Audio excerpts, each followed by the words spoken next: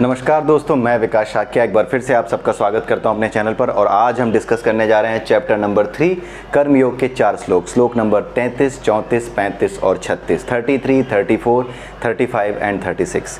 लेकिन उससे पहले हर बार की तरह मैं आपको फिर से याद दिला दूं कि अगर आपको भागवत गीता के किसी भी श्लोक को, किसी भी चैप्टर को ठीक से समझना है तो परा अपरा, प्रकृति के 3 गुण, प्रकृति के 24 तत्व, मन बुद्धि अहंकार, शरीर के 5 कोश और शरीर के इन 5 कोशों पर प्रकृति के इन गुणों का और इन तत्वों का क्या प्रभाव पड़ता है, इसके बारे में आपको चैप्टर नंबर 13 और 14 से ज़रूर समझ लेना चाहिए। क्योंकि अगर चैप्टर नंबर 13 और 14 से आप इस कॉन्सेप्ट को समझ लेंगे तो यही कॉन्सेप्ट हर जगह हर श्लोक को समझने में काम आएगा।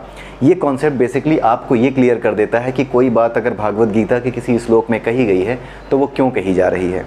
अगर आपके ऊपर किसी गुरु का आशीर्वाद है तब तो बात ही अलग है, क्योंकि गुरु तो वैसे ही ज्ञान चक्षु खोल देता है, इसलिए आपको परवाह करने की आवश्यकता नहीं रहती। लेकिन अगर आपको कोई गुरु नहीं मिला है, किसी गुरु का आशीर्वाद आपको प्राप्त नहीं हुआ है, तो उस केस में आप अगर किसी तरह की परेशानी फेस करते हैं भागवत गीता को स्वाध्याय के माध्यम से समझने में, तो आप इस तरीके को अपना सकते हैं जिस तरीके से हमने अपने चैनल पर प्रयास किया है भागवत गीता को समझने का। सबसे पहले हमने चैप्टर नंबर 13 से 18 को समझा है, फिर हमने चैप्टर नंबर 7 से चैप्टर नंबर 12 को समझा है, और अब हम चैप्टर नंबर 1 से लेकर के चैप्टर नंबर 6 की ओर जा रहे हैं, और उस सीक्वेंस में हम चैप्टर नंबर 3 पर हैं और आज उसके 4 श्लोक डिस्कस करने जा रहे हैं।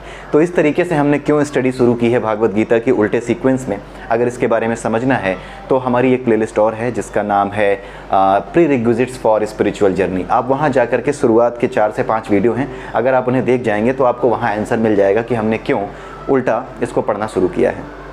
ठीक है, तो इसके अलावा और कुछ अगर आप जो रेफ़र कर सकते हैं वो है मुंडक उपनिषद, मांडुक्य उपनिषद और केन उपनिषद। ये 3 उपनिषद भी अगर आप रेफ़र कर सकें तो ज़रूर रेफ़र करें, क्योंकि इन 3 उपनिषदों में भी ये जो संदेश है, ये जो उपनिषदों का संदेश है जो 13वें और 14वें चैप्टर में है भागवत गीता के, उसको और मजबूती मिलती है अगर आप उन 3 उपनिषदों को भी पढ़ जाते हैं तो। ठीक है, तो उन 3 उपनिषदों को आप पढ़ जाइए, चैप्टर नंबर 13 और 14 जरूर पढ़ जाइए। उसके बाद आप भागवत गीता का कोई भी श्लोक उठाइए, और मैं तो कहता हूँ कि जिस सीक्वेंस में हम लोग चल रहे थे उसी सीक्वेंस में आप भी पढ़ने का प्रयास कीजिए। अगर आपको किसी भी तरह की परेशानी भागवत गीता के श्लोकों को समझने में आती है, अगर आपको ऐसा लगता है कि पिछली बार पढ़ा था तो भागवत गीता का ये श्लोक का ये अर्थ महसूस हो रहा था और अब पढ़ रहा हूँ तो उसी श्लोक का कोई और अर्थ मुझे समझ में आ रहा है, तो उसका कारण होता है, ये सब हमने पिछले वीडियोस में डिस्कस किया हुआ है। तो ये सब चीज़ें आप उसी सीक्वेंस में जब चलते जाएंगे जिस सीक्वेंस में हमने अपने चैनल पे वीडियोस डाले हैं, तो निश्चित रूप से आपको ये सारी बातें समझ में आने लगेंगी। ठीक है, तो आइए अब वापस अपने वीडियो पर आते हैं और आज हम देखते हैं 33वें, 34वें, 35वें और 36वें श्लोक को। अब जितने भी श्लोक इस चैप्टर में बचे हैं, जो फिलॉसफी थी इस चैप्टर की वो समाप्त हो चुकी है। लगभग सारी बातें भगवान कृष्ण अर्जुन को समझा चुके हैं। अब जितनी भी चीज़ें, जितने भी श्लोक आगे आ रहे हैं, ये बड़े छोटे छोटे हैं, इसमें बहुत ज़्यादा मेहनत नहीं करनी पड़ेगी आपको समझने के लिए। जो चीज़ अभी तक हम समझ चुके थे इसके रिस्पेक्ट में बाकी श्लोकों की हेल्प से, वही सारी चीज़ें अब यहाँ पर थोड़ी सी ब्रशअप की जा रही हैं बाकी के श्लोकों में, क्योंकि भगवान श्री कृष्ण है वो जानते हैं कि हर तरह से अपने स्टूडेंट के, अपने विद्यार्थी के दिमाग में, अपने शिष्य के दिमाग में हर बात हर तरीके से घुसा दी जाए ताकि उसे ज़्यादा से ज़्यादा एग्जाम्पल्स की मदद से चीज़ें समझ में आ सकें। जैसे आपने मैथमेटिक्स की किताब देखी होगी, आपके मैथमेटिक्स की बुक में या फिर साइंस की बुक में, फिजिक्स की बुक में जो न्यूमेरिकल्स होते हैं या फिर मैथमेटिक्स के क्वेश्चंस जो होते हैं मैथमेटिक्स की बुक में, तो आपको एक्सरसाइज देने से पहले बहुत से एग्जाम्पल्स, बहुत से sample questions with their solutions ऊपर मौजूद होते हैं, पहले मौजूद होते हैं। ठीक है, तो उसी तरीके से भगवान कृष्ण भी ये सारे के सारे सैम्पल्स, एग्जाम्पल्स दे करके अर्जुन के ज्ञान को मजबूत कर रहे हैं, ताकि जब वास्तविक अभ्यास करने के लिए प्रश्न उसके सामने आए तो वो उनका उत्तर खोज सके, उनका हल निकाल सके, और उसके माध्यम से हम इन प्रश्नों का हल निकाल सकें जो जीवन भर हमें परेशान करते हैं। क्योंकि यहाँ पर जो अर्जुन है वो हमारा प्रतिनिधि है, हमारा सच्चा प्रतिनिधि है। वो अर्जुन क्वेश्चन नहीं पूछ रहा है, वो क्वेश्चन हमारी तरफ से अर्जुन के द्वारा पूछे जा रहे हैं। ठीक है, इसलिए जो प्रश्न अर्जुन के हैं वो हमारे भी हैं, और जो उत्तर अर्जुन को दिए गए हैं वो उत्तर हमारे लिए ही हैं। ठीक है, तो आइए 33वें श्लोक को देखते हैं भगवान कृष्ण इसमें क्या कह रहे हैं। भगवान कृष्ण कह रहे हैं कि जिस तरह से अज्ञानी अपनी प्रवृत्ति के अनुसार कर्म करता है, सत में रह करके, रज में रह करके, तमोगुण में रह करके, हर गुण के अनुसार अलग कर्म होते हैं, तो जिस गुण में रह करके अज्ञानी कर्म कर रहा होता है, अच्छे बुरे, जिसकी वजह से उसे सुख और दुख से जुड़ना पड़ता है, सुख और दुख होते हैं, किसी चीज़ से अटैच हो गए, वो नहीं मिली तो दुख, और मिल गई तो सुख। तो सुख और दुख का कारण अटैचमेंट है, वासनाएं हैं। वासनाएं सुख का भी और दुख का भी, दोनों का कारण है। तो जिस तरह से अज्ञानी कर्म करता है और दुखी होता है, सुखी होता है, उसी तरह से ज्ञानी भी कर्म करते हैं। ज्ञानी कौन होता है? जो न सुख से लेना देना रखता है न दुख से। वो अपने नियत कर्मों को अपना कर्तव्य समझ करके करता है कि ये मेरी ड्यूटी है इसलिए मैं कर रहा हूँ। उसके फलों में आसक्त नहीं होता है। और ज्ञानी बनता कैसे है? ज्ञान योग के अभ्यास से, कर्म योग के अभ्यास से और भक्ति योग के अभ्यास से। इसके बारे में हम बार बार डिस्कस कर चुके हैं कि ये सारी चीज़ें, जितने भी अभ्यास हैं, कर्म योग का, ज्ञान योग का या भक्ति योग का, ये सारे अभ्यास कैसे किए जाते हैं। ये सारे के सारे अभ्यास आपको करने के लिए क्या करना होता है? आपको लगातार इन चीज़ों की बार बार प्रैक्टिस करनी होती है, वैराग्य डेवलप करना होता है अपने मन में और इनका लगातार अभ्यास करना होता है। अभ्यास का बड़ा महत्व है। हम बार बार वो एग्जाम्पल लेते हैं ना, वो गाड़ी वाला, कि गाड़ी चलाना जब आप सीखते हैं तो आपको पता भी नहीं चलता कि किस दिन आपको गाड़ी चलाना आ गई थी, किस क्षण आप परफेक्ट हो गए थे कि आप अपने साथ में बैठे हुए दोस्त के साथ बैठ करके बात करते हुए भी गाड़ी चलाना सीख गए। और शुरुआत में जब पहले दिन चलाने गए थे तो बार बार प्रैक्टिस करनी पड़ रही थी, बार बार याद रखना पड़ रहा था क्या करना है क्या नहीं करना है।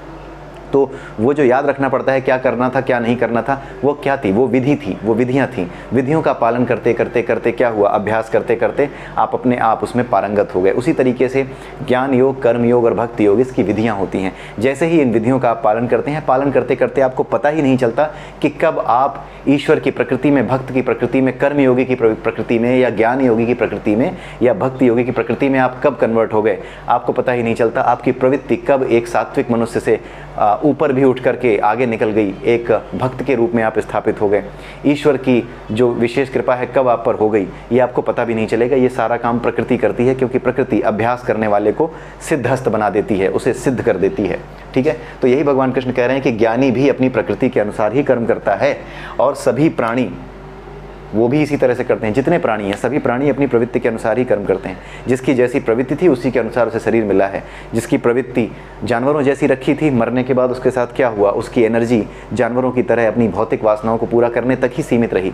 तो उसके लिए जो ऑप्टिमम एनर्जी है वो केवल एक जानवर की एनर्जी है, तो वो जानवर के शरीर में ही जा पाएगा। ठीक है, तो इस तरीके से हर व्यक्ति अपनी प्रवृत्ति के अनुसार ही कर्म करता है। हर प्राणी अपनी प्रवृत्ति के अनुसार कर्म करता है, इसीलिए यहाँ प्राणी लिखा गया है। हर प्राणी, चाहे वो सुअर हो, गधा हो, बिल्ली हो, कुत्ता हो, ठीक है, मैं हूँ, स्त्रियाँ हैं, पुरुष हैं, कोई भी जीव है, वो अपनी प्रवृत्ति के अनुसार ही कर्म करता है। भला दमन करने से क्या लाभ? अब ये वापस उसी चीज़ को दोहरा रहे हैं कि दमन करके तुम कर क्या लोगे? इंद्रियां लगातार काम करती रहती हैं और ये इंद्रियां वासनाओं के अंतर्गत ही काम करती हैं। हमारी इंद्रियां किसी चीज़ की तरफ क्यों भागती हैं? अगर हमारी इंद्रियां, हमारा मन अगर किसी विशेष स्त्री में लग गया है, किसी पुरुष का अगर विशेष स्त्री में मन लग गया है कि बड़ी सुंदर है, मुझे तो इसे पाना है, तो क्या होगा? उसका मन उस स्त्री में लग गया है। अब वो कितना भी अपना दमन करे, कितना भी रोके, उसका लाभ नहीं होगा। क्यों? क्योंकि इंद्रियां समस्या नहीं है। समस्या क्या है? वासनाएं समस्या हैं। वासनाओं की वजह से ये इंद्रियां, जिनमें एक हमारा मन भी है, वो मन उस स्त्री में लग गया है, उस पर कॉन्सेंट्रेट हो गया है। ठीक है, इसी वजह से क्या होता है कि हम जब उसका दमन करने का प्रयास करते हैं तो दमन करने का प्रयास करने का कोई लाभ नहीं होता। ये तो आपके अपने अनुभव की बात है, सभी के अनुभव की बात होगी कि दमन करने से, यानी उसको दबाने से, अपनी इंद्रियों को, अपने मन को दबाने से कि नहीं करना है, भूल जाना है। तो जब आप दबाने का प्रयास करते हो तब आपने अक्सर फिल्मों में देखा होगा कि शराब पीने लगा हीरोइन जो है छोड़ के चली गई, शराब पीने लगा। ये सारी कृत्रिम तरीके दिखा करके हमारी जो जनरेशन है उसे समस्या में डाला गया कि कोई आशिक है वो शराबी ही बन जाता है जब वो चला जाता है। हमारे यहाँ क्या होता था, जब बिछड़ता था तो बैरागी बनता था, ईश्वर को प्राप्त करता था, यहाँ शराबी बनना सिखाया गया। तो इन चीज़ों को हमें समझना होगा कि किस तरीके से हमारे समाज को विकृत करने का प्रयास किया गया है। ठीक है, भगवान कृष्ण ये कह रहे हैं कि दमन का कोई लाभ नहीं है, इस चीज़ को दबाने का कोई लाभ नहीं है। फिर कैसे किया जाए? हम बार बार डिस्कस कर चुके हैं। अभ्यास करना होगा ज्ञानी होने का, ज्ञान प्राप्त करने का। और ज्ञान का अभ्यास कैसे होता है? ईश्वर को जानने का अभ्यास कैसे होता है? ईश्वर तक की यात्रा कैसे होती है? ज्ञान योग के माध्यम से, कर्म योग के माध्यम से और भक्ति योग के माध्यम से। तो ज्ञान, कर्म या भक्ति, किसमें से किसी भी एक रास्ते को आपने चुन लिया और उसी रास्ते की प्रैक्टिस करते रहे, तो प्रैक्टिस करते करते आपकी प्रवृत्ति अपने आप सात्विक से ऊपर उठ करके परमात्मा यानी अपनी आत्मा को जानने वाले की प्रवृत्ति हो जाएगी, ब्रह्म स्वरूप प्रवृत्ति हो जाएगी। जब वो प्रवृत्ति हो जाएगी तो अपने आपको दमन नहीं करना पड़ेगा। आपकी इंद्रियां या आपका मन, आपकी इंद्रियां और आपका मन लगातार काम करता है, इसे रोका नहीं जा सकता, आप इसे रोक नहीं सकते। इसीलिए इसकी दिशा को मोड़ना होता है। ठीक है, कोई ऐसा हथियार जो चल गया है वो जाके नुकसान ही करेगा। आप सिर्फ और सिर्फ नुकसान को बचाने के लिए उसकी दिशा मोड़ सकते हैं। दिशा मोड़ करके उसे समुद्र की तरफ कर दीजिए, वो पैसिफिक ओशियन में जा करके वो ब्रह्मास्त्र गिर जाएगा और ख़त्म हो जाएगा। मिसाइल गिर गई, ख़त्म। लेकिन अगर वो मिसाइल जा रही है और वो पैसिफिक ओशियन की तरफ ना मोड़ करके किसी रिहायशी इलाके में मोड़ दी गई तो उसका विनाश करेगी ही करेगी। ठीक है। तो उसी तरीके से जो इंद्रियां हैं और जो मन है ये अपना काम लगातार करते हैं, ये कभी नहीं रुकते, इसलिए इनकी दिशा को मोड़ना होता है। और ये दिशा मोड़ने का काम आपको नहीं करना होता है, ये अपने आप प्रकृति करती है। कैसे? जब आप अभ्यास करते हैं। बड़े ध्यान से इस लाइन को समझिएगा, बार बार इसीलिए इसको मैं रिपीट कर रहा हूँ क्योंकि यही फॉर्मूला है फाइनल। आपको अपनी इंद्रियों की अपने मन समेत दिशा ईश्वर की ओर करनी होती है, और उसकी तरफ करने के लिए आपको ज्ञान योग, कर्म योग या भक्ति योग, इन तीन में से किसी एक का अभ्यास लगातार करना होता है। वही गाड़ी वाला एग्जाम्पल, जब आप चलाते रहते हैं, लगातार प्रैक्टिस करते रहते हैं, तो पता भी नहीं चलता किस दिन आपकी प्रवृत्ति ये हो गई कि आप बिना सोचे समझे ही गाड़ी चला रहे हैं, मतलब वो तो आपके सबकॉन्शियस माइंड में पहुंच गया। इसी तरीके से परमात्मा के विचार को अपने सबकॉन्शियस माइंड से लेकर के यहाँ तक जो आपका बिल्कुल आंतरिक कोश है, वहाँ तक की यात्रा आपको करनी पड़ती है। वो यात्रा अपने आप होती है, प्रयास करना ही नहीं पड़ता, प्रयास तो करना ही नहीं पड़ता, अभ्यास ही सब कुछ कर देता है। अभ्यास करते करते ही ये चीज़ें हो जाती हैं, ठीक है। वो लोग जो कि पर्याप्त ज्ञानी नहीं हैं, उन्हें तरह तरह की विधियां बता करके जिस तरीके से भी उन्हें रास्ते पर लगाया जा सकता है उस तरीके से उन्हें लगाया जाता है, ठीक है। तो भगवान कृष्ण यही कह रहे हैं कि वापस याद दिला रहे हैं कि दमन करने का लाभ नहीं है, दमन मत करो, इन इंद्रियों की दिशा, अपने मन की दिशा को वासनाओं से हटा करके ईश्वर की तरफ मोड़ो, ठीक है। और ये भी हमने डिस्कस किया है कि जब वासनाओं में केंद्रित होता है आपका मन, तो आपका मन विचलित होता है, लेकिन जब आपका मन ईश्वर में केंद्रित होता है तो आपका मन शांत होता है। कंसंट्रेशन दोनों जगह है, वासनाओं में भी कंसंट्रेशन है, ईश्वर की तरफ जाने के लिए जब ध्यान लगाते हो तो भी हाई लेवल ऑफ कंसंट्रेशन है। उधर भी कंसंट्रेशन, इधर भी कंसंट्रेशन, लेकिन उधर क्या है? अशांति है। जहाँ विषय वासनाएं हैं वहाँ पे कंसंट्रेशन अशांति का कारण है, और जहाँ पर परमात्मा है वहाँ पर कंसंट्रेशन परम शांति का कारण बनता है, ठीक है। अब देखते हैं 34वां श्लोक, छोटे छोटे हैं। 34वें श्लोक में भगवान कृष्ण कहते हैं, इंद्रियों और उनके राग द्वेष को व्यवस्थित करने के नियम होते हैं। हमारी जो इंद्रियां होती हैं और इनके जो विषय होते हैं, ठीक है। राग द्वेष का मतलब ये किस चीज़ से प्रेम करती हैं या किस चीज़ से घृणा करती हैं। राग द्वेष से संबंधित इनको कंट्रोल करने के नियम होते हैं। जैसे हमारी आँखें हैं, हमारे कान हैं, कुछ ऐसी ही बातें सुनना चाहते हैं जो कि हमें अच्छी लगें। हमारे कान हैं, वो बुरी बातें नहीं सुनना चाहते, लेकिन फिर भी हमारे कानों पर हमारा नियंत्रण नहीं है। अगर बाहर शोरगुल हो रहा है तो हमारे कान हमारी आज्ञा की प्रतीक्षा नहीं करेंगे कि इसको मत सुनो, वो सुनेंगे, ये उनका स्वाभाविक कर्म है। तो जब कोई व्यक्ति ये समझ जाता है कि हर इंद्रिय अपना स्वाभाविक कर्म कर रही है और हमें उसके राग द्वेष से मुक्त होना है, ठीक है, तो वो क्या होता है, अपने आप ही इन चीज़ों में अपने मन को नहीं लगाता, क्योंकि या तो वो भक्ति योग की प्रैक्टिस कर चुका है या ज्ञान योग की या कर्म योग की। लेकिन जो व्यक्ति इसकी प्रैक्टिस नहीं करता, जो नया नया है, जिसके अंदर इच्छा तो है कि ईश्वर को पा सके लेकिन उसे सही रास्ता नहीं पता है, उसे वो ईश्वर को सरकारी बाबू समझ रहा है कि जितना इनके जो है पैर छुओगे उतना ही लाभ होगा, उसकी स्थिति गलत है, उसकी समझ गलत है। तो ऐसे लोगों के लिए नियम होते हैं जो वेदों में, पुराणों में, हर जगह वेदों में बताए गए हैं। इन नियमों का पालन करके, नियम क्या है? विधि विधान। जैसे विधि विधान, गाड़ी चलाने का विधि विधान क्या है? ABC याद रखना, पहले तुम ये ऑन करना, जब तुम गाड़ी को स्टार्ट करना तो न्यूट्रल कर लेना गाड़ी पहले। ये क्या है? ये विधि विधान है। प्रैक्टिस करने से पहले, प्रैक्टिस में जो चीज़ें आती हैं, जो प्रीरिक्विजिट्स आती हैं, वही विधि विधान है। उसके बाद जो शुरू होता है प्रीरिक्विजिट्स के बाद, वो है प्रैक्टिस।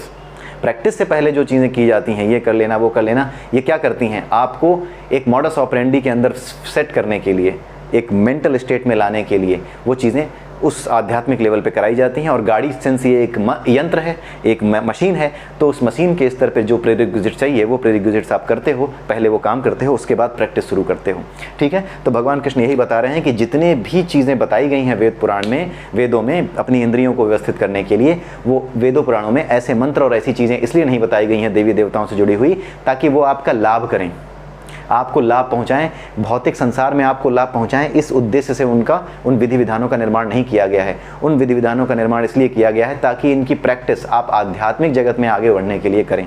जो ये सोच लेता है कि पुराणों वेदों में क्या लिखा है, पंडित जी हमारे यहाँ मंत्र कर दीजिए, वेद कर दीजिए, वेदों का वेदोच्चारण कर दीजिए, मंत्रोच्चारण कर दीजिए, कैसे क्या उपाय करें कि हमें हमारा जो है प्लॉट पर कब्जा मिल जाए, कैसे क्या उपाय करें कि हमारे बेटे का वीज़ा लग जाए, हमारा वीज़ा लग जाए, हम देश से बाहर चले जाएँ, उड़ जाएँ, देश से बाहर कहीं जाके रहने लगें। इस तरह की जो भौतिक सुख सुविधाओं की इच्छा से जो लोग कर्म करते हैं, उनके लिए वेद प्रयोजन के लिए नहीं है, उनके प्रयोजन के लिए वेद नहीं बने हैं। वेदों में जो विधि विधानों की बात की गई है वो नियम है, ऐसे नियम है जो आपकी मानसिक स्थिति को पहले प्रीरिक्विजिट्स में सेट करते हैं, वहाँ पर सेट करते हैं जहाँ से आप आध्यात्मिकता की प्रैक्टिस कर सको, एक ऐसे इंसान बन सको जो निष्काम भाव से कर्म करता है। निष्काम भाव से कर्म करने वाला व्यक्ति ही संपूर्ण समाज को लाभ पहुँचा सकता है। जैसे हमारे गौतम बुद्ध थे, वो निष्काम भाव से कर्म करने वाले ज्ञान योगी थे।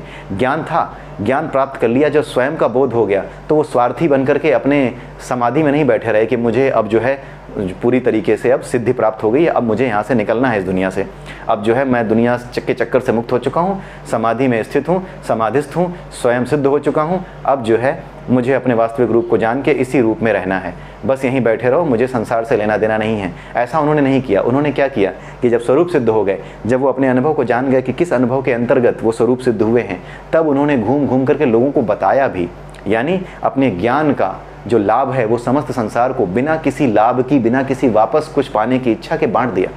ये कर्मयोगी ज्ञान योगी का उदाहरण है। कर्मयोगी ज्ञान योगी भी होता है, भक्ति योगी भी होता है, तीनों एक साथ होता है, थोड़ा थोड़ा अंतर होता है देखने में, बस अंततः वह भक्त ही होता है, अपने वास्तविक स्वरूप को जानने वाला। ठीक है, तो जो भगवान बुद्ध थे, उन्होंने एक ज्ञान योगी, एक ऐसे ज्ञान योगी की तरह कर्म किया जो ज्ञान योगी होने के साथ साथ कर्म योगी भी था। उसने बुद्धि बोध के संदेश को, जो बोध को प्राप्त हुए, उस संदेश को दूसरे लोगों तक भी पहुंचाया। ठीक है, तो उन्होंने अपने जो भी उन्हें ज्ञान प्राप्त हुआ था एक ज्ञान योगी को, वो ज्ञान दूसरों में भी बांटा।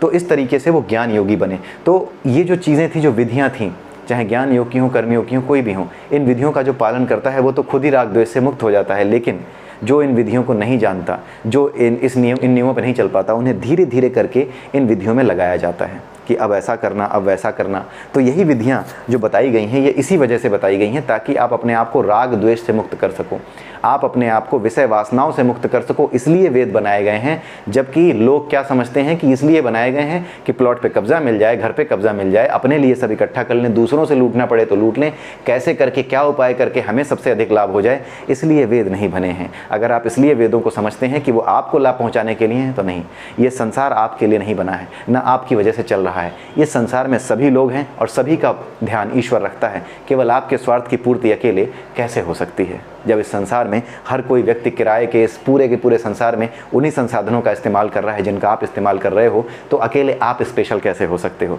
ये पूरा का पूरा संसार, ये पूरी की पूरी सृष्टि ही उसके स्वामित्व में है, वो पूरी सृष्टि का ख्याल रखता है। अकेले आप क्या हो, क्यों रखे, फिर तो आप ही भगवान हो गए। तो इसलिए जो वासना है उससे दूर हटना होता है और उसी के उपाय विधि विधानों में, नियमों के अंतर्गत बताए जाते हैं। लोग क्या करते हैं कि ये ऐसा करोगे तो ये इच्छा पूरी हो जाएगी, चलो ऐसा कर लो। लेकिन वो इसलिए बनाए जाते हैं ताकि उन नियमों को समझ करके आप ये समझ सको, जो आहुतियाँ दी जाती हैं उनको करके, उन विधियों को करके ये समझ सको कि ये आहुतियाँ देने का अर्थ ये है कि जो कुछ हमने किसी से लिया है उसे उसी स्थिति में वापस किया जाए।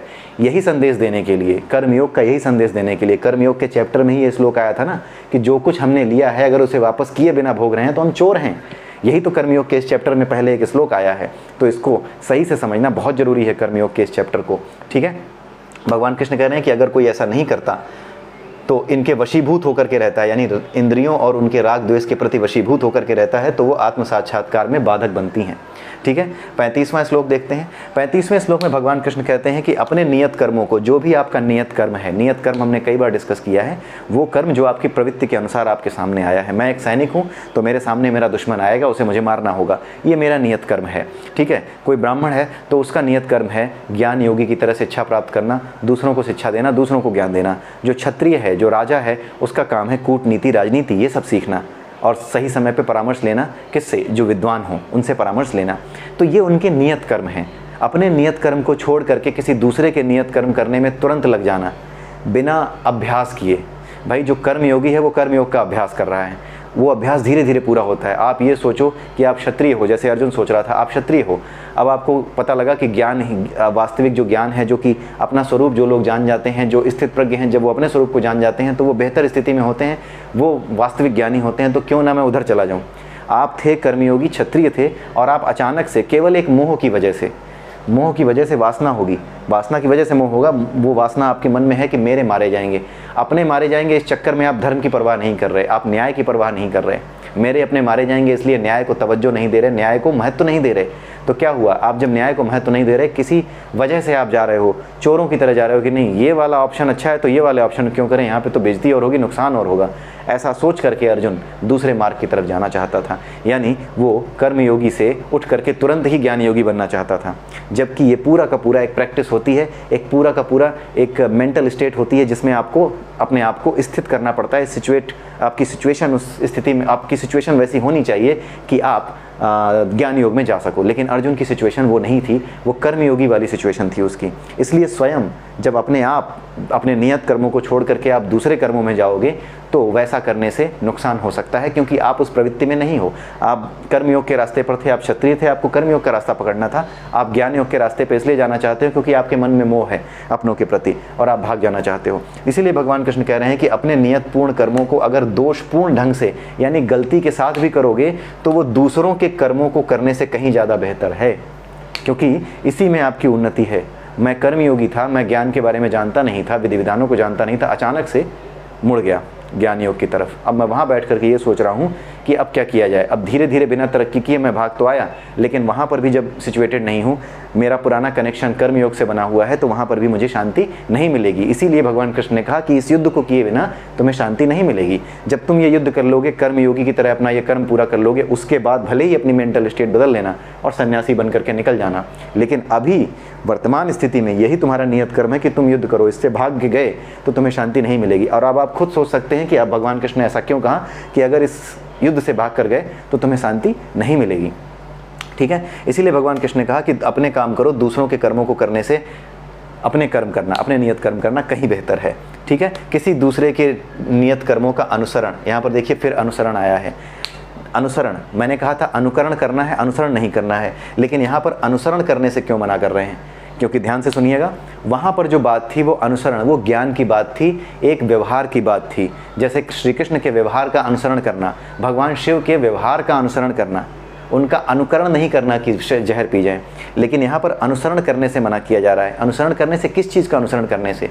जो ज्ञान योगी है, ज्ञान योगी का एक चरित्र होता है, उस चरित्र का जब आप अनुसरण करेंगे तो आप ज्ञान योगी हो जाएंगे। लेकिन अपने नियत कर्मों के रिस्पेक्ट में आपको केवल और केवल जिसमें अभी आप स्थित हैं, कर्मयोगी हैं, क्षत्रिय हैं तो कर्मयोग में स्थित हैं, तो जिसमें आप स्थित हैं उस स्थिति में रहकर ही कर्मयोगी की ही स्थिति का अनुसरण कीजिए। जब तक आप उस स्थिति में नहीं आते कि आप ज्ञान योगी बन सकें, ज्ञान योग के मार्ग पे जा सकें, तब तक उसके किसी भी लक्षण का अनुसरण मत कीजिए, किसी ज्ञान योगी का अनुसरण मत कीजिए कि कपड़े पहन के और गेरुए कपड़े पहन के बस निकल लेंगे तो हम ज्ञान योगी हो जाएंगे, हम ज्ञान बटोर लेंगे और सब कुछ हो जाएगा। ऐसा कुछ नहीं होने वाला और इसका नतीजा भयावह होगा। ठीक है, तो आई होप कि वहाँ पे अनुकरण और अनुसरण किस रिस्पेक्ट में थे और यहाँ पे अनुसरण किस रिस्पेक्ट में यूज़ किया गया है, आप इसका अंतर समझ पाए होंगे। अगर ना आया हो तो कमेंट में आप लिख दीजिएगा कि यहाँ पर ये चीज़ समझ में नहीं आई इस अनुसरण का। बहुत सीधा सा अंतर है। वहाँ पे अनुकरण और अनुसरण, वहाँ पे अनुसरण करने को क्या कहा गया था? वहाँ पे महापुरुषों के कार्यकलापों का, उनके विचारों का अनुसरण करने को कहा गया था।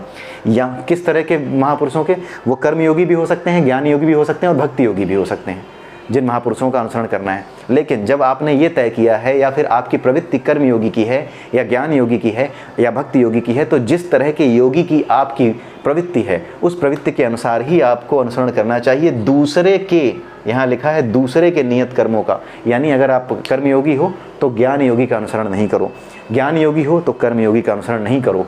क्यों? क्योंकि अभी तुम आगे बढ़े नहीं हो। जब तुम बढ़ जाओगे तो ज्ञान योगी कर्म योगी की तरह, कर्म योगी ज्ञान योगी की तरह या भक्ति योगी की तरह, किसी भी योगी की तरह काम कर सकता है। जैसे परशुराम ब्राह्मण थे, लेकिन सिंस वो खुद भगवान का अवतार थे, स्वयं ब्रह्म स्वरूप थे, स्वयं परमात्मा थे, तो वो ब्राह्मण होने के बावजूद भी क्षत्रिय के कर्म कर पाए। यानी ब्राह्मण का नियत कर्म करने, नियत कर्म होने के बावजूद भी वो क्षत्रिय के नियत कर्मों में व्यवस्थित हो चुके। क्यों? क्योंकि वो प्रकृति के तीनों गुणों से, मोह से ऊपर थे, इसलिए वो ऐसा कर पाए। उनके लिए दिक्कत नहीं होती। लेकिन अर्जुन या फिर हमारे और आपके जैसे लोग, अर्जुन हमारा प्रतिनिधि है जो मोह में घिरे होते हैं। हम परशुराम नहीं हैं, हम हनुमान नहीं हैं, हम साधारण मनुष्य हैं। तो ये साधारण मनुष्यों के लिए कही गई बात है। अर्जुन जो कि इस समय साधारण मनुष्य की तरह बैठा हुआ है, जो मोह में घिरा हुआ है। जो मोह में घिरा है वही साधारण है, जो मोह से नहीं घिरा वो असाधारण हो जाता है। तो ये साधारण व्यक्तियों के लिए, जो मोह में घिरे हैं, उनके लिए कहा गया है। ठीक है, आई होप कि आपको ये समझ में आया होगा। 36वें श्लोक में अर्जुन पूछता है, अब यहाँ पे अर्जुन पूछता है, हे वृष्णिवंशी। यहाँ पर भगवान कृष्ण को वृष्णिवंशी कहा है उसने। मैंने आपको पहले ही बताया कि भागवत गीता में जितनी जगह पे अलग अलग नामों से भगवान कृष्ण और अर्जुन को संबोधित किया गया है, उसका कुछ पर्पज़ है। यहाँ पे वृष्णिवंशी कहने का पर्पज़ ये है कि जो वृष्णिवंशी हैं बड़े ज्ञानी होते हैं। तो अर्जुन यहाँ पर एक बहुत ऐसा क्वेश्चन पूछ रहा है जो कि बड़ा ही गूढ़ है, जो बहुत ही महत्वपूर्ण प्रश्न है और बहुत से लोगों के पास इसका उत्तर नहीं होता। इसलिए वृष्णिवंशी कह करके उसने ये संबोधित किया है भगवान कृष्ण को कि बाकियों को तो ये पता नहीं हो सकता, लेकिन वृष्णिवंशी बड़े तत्वज्ञानी प्रकार के लोग होते हैं, बहुत ज़्यादा ज्ञानी होते हैं। इनसे ज़्यादा ज्ञान किसी और के पास तत्व ज्ञान किसी और के पास शायद ही हो, इसलिए उसने याद दिलाया कि हे वृष्णिवंशी, यानी हे कृष्ण आप तो वृष्णिवंशी हैं, आप मुझे ये बताइए कि मनुष्य ना चाहते हुए भी कई बार ऐसे कर्म करने पे विवश हो जाता है जो वो नहीं करना चाहता। कई बार आपके साथ ऐसा हुआ होगा कि कोई नहीं, जब आएगा ना तो हम शांत बैठे रहेंगे, किसी तरह से रोक लेंगे। कई बार आपके घर वाले भी आपको समझाते हैं कि देखो कुछ बात हो तो तुम चुपचाप बैठे रहना, सुनते रहना, ज़्यादा कुछ मत करना। आप भी तय कर लेते हो चलो ठीक है तय कर लेते हैं, नहीं कहेंगे। लेकिन ऐसी स्थिति बन जाती है कि ना चाहते हुए भी, ये बुद्धि होते हुए भी कि ये समझाया गया था, ये पता होते हुए भी कि बवाल हो जाएगा, आप बवाल कर देते हो। तो यही भगवान कृष्ण से अर्जुन पूछ रहा है कि मनुष्य ना चाहते हुए भी पाप कर्म के लिए क्यों प्रेरित हो जाता है, जैसे उसे बलपूर्वक उस काम में लगाया जा रहा हो।